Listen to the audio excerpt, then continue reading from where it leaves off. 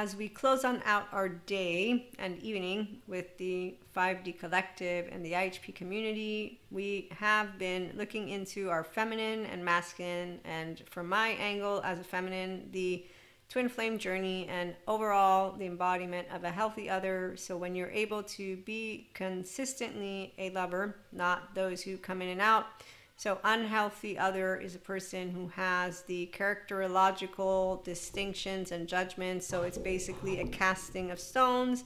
They are not ready to be a person who's consistent in a way of an open heart, the way of Christ consciousness, so unconditional love and neutrality and duality and everything that comes with being a mindfully and or spiritually aware, self-empowered, enlightened person, mystic or not.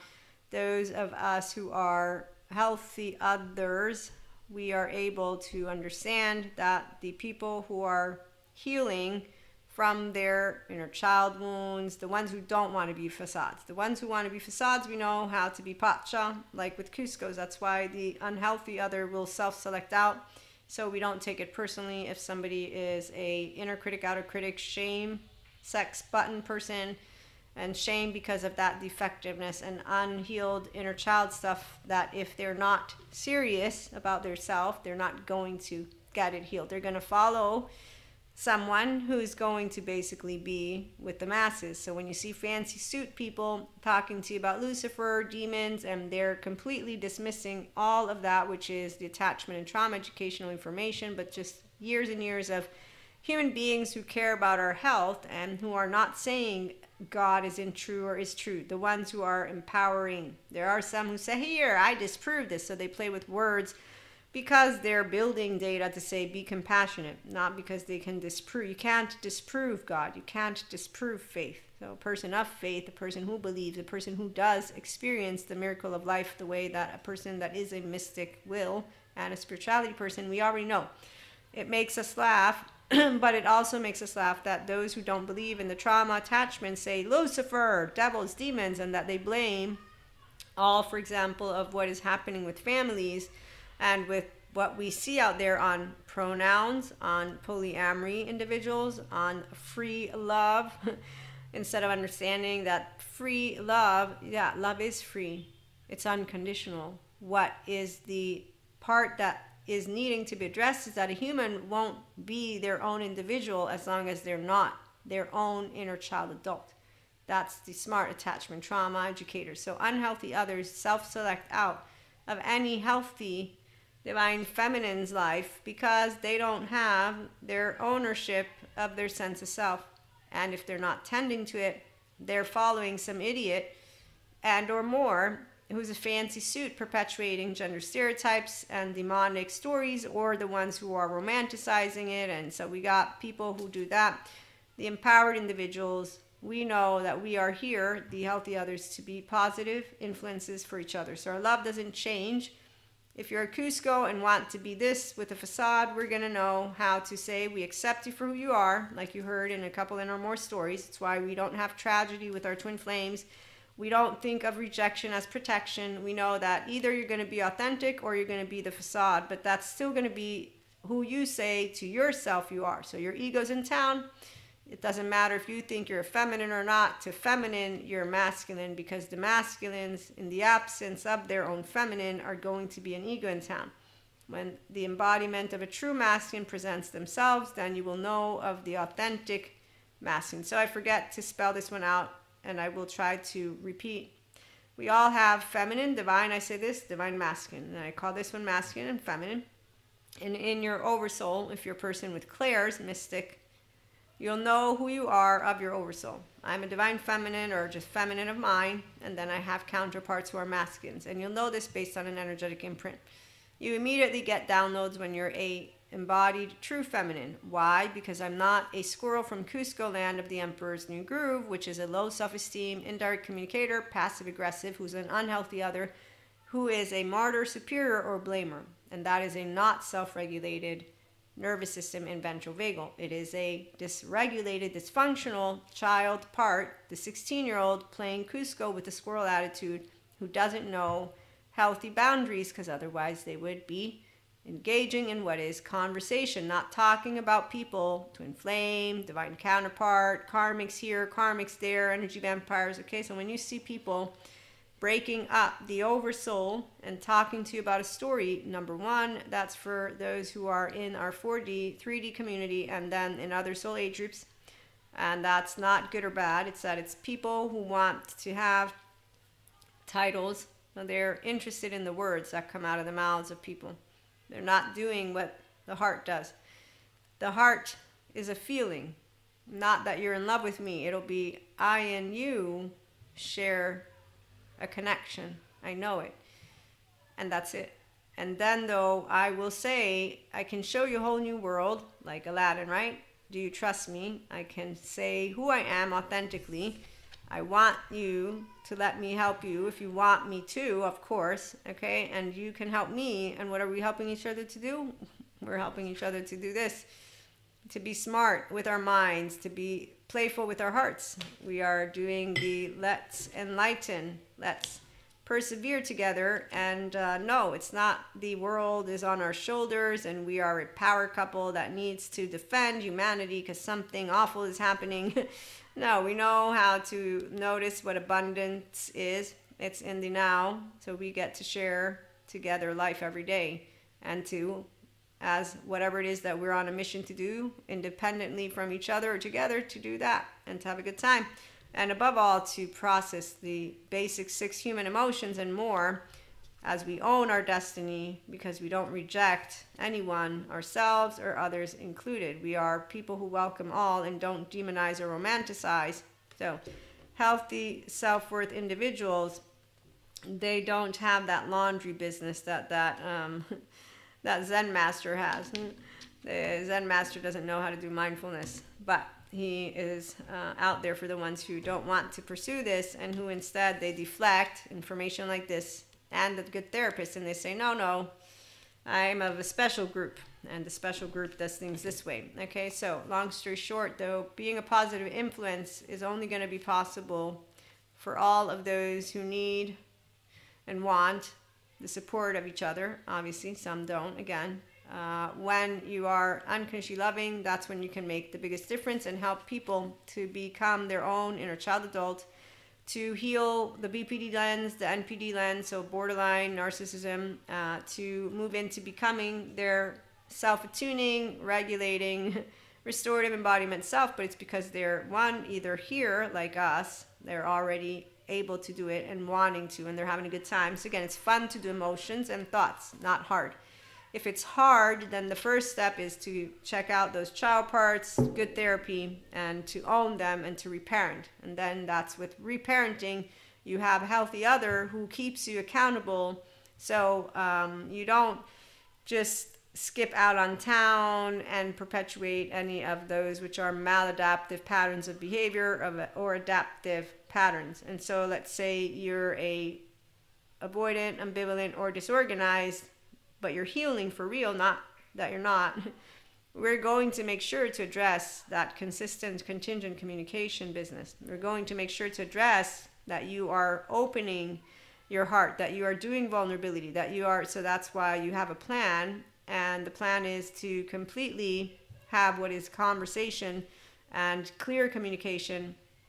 And the part about being consistent with each other is what is most important. Even with our solo polyamory community, the securely attached person knows we have 24 hours in a day. So I'm going to have to organize that, but we're going to have a plan. So when you are secure attachment figures for each other, obviously, if on the other hand, you have a secure connection relationship, that's where sometimes you'll have one of your partner and or partners is a safe haven. So there's somebody who you can turn to when you need that extra hug to get your ventral vagal state, and when you're looking to be supported with, again, emotional presence and recalibration. So they soothe you, and in a healthy way, not in a shame sex or let me forget sex way. No. So anytime you are minimizing, distracting, or deflecting, exploring the depths of your emotion, that's not going to be supported by a healthy other. That's going to be called,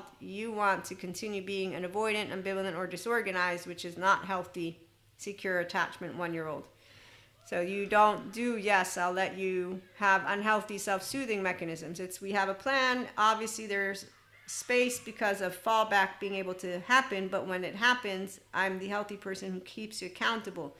You want that if you're healing and wanting to become that true self of you. Like when we hear Patrick Tiahan, he's a childhood trauma survivor. Healed and healing is what I always say. And one of his recent posts, he says, I'm still healing from that unkind business that I got because my childhood was not child-centric. And he admits to it when he is in spots and moments of being a person who's unkind in those mannerisms, but it's not with shame, it's with accountability and ownership. And that's why with a healthy other, that healthy other won't say you have some type of issue. Let me see if I can find, there's Dr. Daniel Siegel where he talks about a healthy other and how they're reliable, consistent, and so they don't bring forth characterological distinctions or judgments about who you are when you fall back and some of those issues come about. So they don't make blame, fault, revenge, or any of that type of statements. They have, hey, let's talk. So we have mindfulness, awareness, mindful listening. We're actively wanting to communicate. Our emotions are important, okay? So we respect each other and the differences. We're also differentiated selves.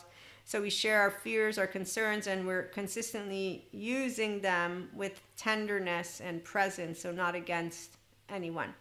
And that is where you'll find the true love, partnerships, and healthy people, is that we continue to support each other to expand.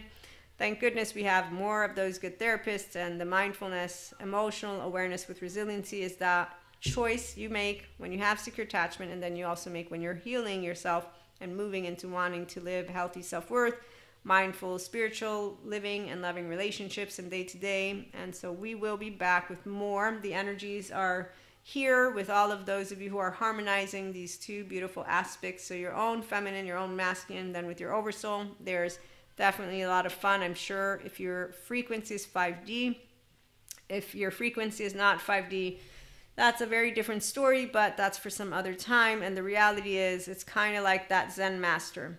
If he didn't call his emotions laundry and he decided to do something about when he gets sad that is joyful, he would be emotionally aware, mentally aware, and choose the prefrontal and say, let me do something to get my ventral vagal state. Let me allow myself to feel. So first comes, okay, what do you want to tell me, emotion? What's going on? What am I looking at? And then it's, okay, now that I've looked at you, I've explored you, I've let you out in a healthy way. So if you're sad, you cry. If you're mad, you don't want to go offline, but you want to see what is a good way to express the energy of anger. And I'm going to say there's some, I have learned about that one, because anger, you want to get into a calmer state. You want to get out of sympathetic. So you don't want to charge yourself up, but you want to allow, I have to think about that one. But I have some notes somewhere. Definitely, if on the other hand you have low energy, there's specific exercises to get your energy online, but also that you would want to go maybe for a run, maybe for a swim, and that get those endorphins in a healthy way to get going. So you work with your biochemistry, which is why, as Dr. Daniel Fox presents, anyone who's healing from any of the BPD, NPD, and personality disorders, they need healthy others who will keep them accountable, and to keep them accountable in healthy ways. Not with the drugs, not the fucking, not the drinking, none of that. The ones who can also, though, understand if you've had a moment where you've small relapse, not something that, if it becomes something that's done a habit, you're not trying, so that gets addressed. At the same time, and so obviously this is just to conclude, but if somebody decides at a certain point that they don't want to continue with their healing journey, because that can happen, somebody can say, you know what, I don't want to. It's unfortunate, as Dr. Daniel Fox presents, because when this happens, it's usually a person who didn't stick through with therapy long enough. They also just decided, but they might also not have the support around them. And that's why we want to be a community here at IHP to welcome those who are healing, and then just say, hey, I'm going to keep you accountable. also knowing how that works. So I have friends and people who are saying yes, but then they don't want to do the work. So in those cases, you accept that you won't be able to support them, but you also keep your healthy boundaries, which is not, I'm going to keep my healthy boundaries. No, you allow yourself to walk a walk and talk a talk. And in fact, that's why unhealthy individuals self-select out, because you don't play with any of the unhealthy business, and they won't, it's how can I put it? So it's this way, whenever I'm around some people and they, and actually, no, the last time this happened was a long time ago. So one of my friends, this is what I was thinking about. One of my friends, when we would go out, so they would smoke. I don't do the smoking, marijuana, any of it. I don't, only cigarettes at the time, and now it's cigars. So I, not a drug user of any type. And so my friend, he would get really silly, but in a way that I just couldn't follow along. So when I am with people in any way, shape, or form, if they've done the smoking marijuana stuff, we're going to be on a different level. I don't take it personally. They don't take it personally. But my point is, there's not the capacity to have mutual, in that moment, shared experience. And that's what true intimate relationships are. So you don't have people in your life that you won't match, and they won't match you. And this is why we don't self-select ourselves out of anything, but we can understand how our relationships go through transformation and how we can support each other again. For the ones who want to live a healthy life mentally, emotionally, physically, and have true love relationships, the ones who navigate secure attachment with the self, becoming an inner child adult is really fun. And knowing that others can do this too as they're healing with healthy others is really something special that I love, that we can be here for. And that the smart therapists have been doing all their research, and neuroscientists, and that they continued and will continue to work to support our inner and outer well-being. And so that's why science and spirituality comes together. It's sad that some of the spiritual community doesn't see the beauty, but that's their choice. They are like the flat earthers and scientists who want to use AI to disprove reality. We have different groups, and at the end of the day, as long as they're using their brains, well, I mean, the flat earthers could use their brains for the environment or something, but I don't think we can convince their egos to use the time in a way they don't want to. See, their amygdala is now alerted to that, and they have a group, and they've bonded. Now, they've bonded, and if that bond is removed, do they stand as individuals who can sit and be happy with themselves? So as mammals, we want to share life, which is why solo poly, again, it's not a solo journey. It's just the way that the solo poly community, just in case you're not aware, will not be couple centric. And the other dynamics are, I forget all their names, but even if you're monoamorous, the part of how you feel when you're alone, if you are a fulfilled person, and that's where secure attachment though comes into the mix too. It doesn't mean you want to be alone. You like to share true, genuine relationships. Everyone. That's part of our human makeup. And a person who wants their inner well-being will find that, but they will also hold themselves accountable to be that. They won't expect a person who is a true connection and people who are true connections to be living an unhealthy life. Also, again, it's a very sensitive area. So you're going to find that, for me, I meet people, the ones who are healthy and wanting to welcome themselves, there's a consistent growth. The ones who aren't serious about it, remember I told you there was a person that I was thinking was serious about it, they weren't.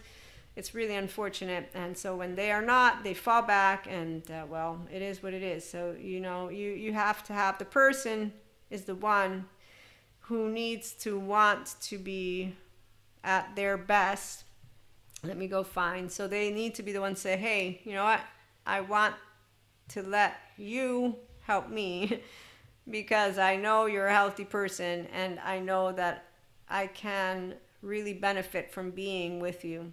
So if you have a person who's wanting to welcome their true self home with their good therapist, they're going to want healthy people around them.